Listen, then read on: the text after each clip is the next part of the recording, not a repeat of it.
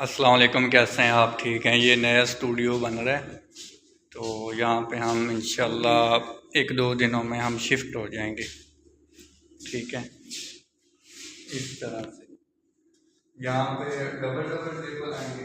एक इस तरफ होगा, एक इस जी तरफ जी होगा, जी। एक इस तरफ, इस तरफ। ये बड़ा रोल किनका है? ये इंचार्ज। इंचार्ज मैडम का। जी मैम का। और साथ आएंगे बशर भाई असिस्टेंट। बच्चन भाई। हाँ, इस तरफ और इस तरफ, ठीक है। लेकिन अगर ज़्यादा स्पेस ले रही है, हम बैठ के देखते हैं। नहीं, अच्छा है वैसे। अच्छा है। हाय हाय, मज़ा आ गया अभी तक सारे।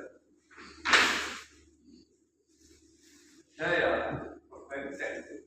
इंशाल्लाह हम बहुत जल्द यहाँ पे शिफ्ट हो जाएंगे। सही सही ना। ये चेयर भी यार बड़ी कंफर्टेबल है, ये देखे ना, रिलैक्स होके बंदा काम करेगा पूरे पास। ठीक है, जबरदस्त है। जो ओल्ड ऑफिस है वो हम इंशाल्लाह वाइंड अप करेंगे। ठीक है।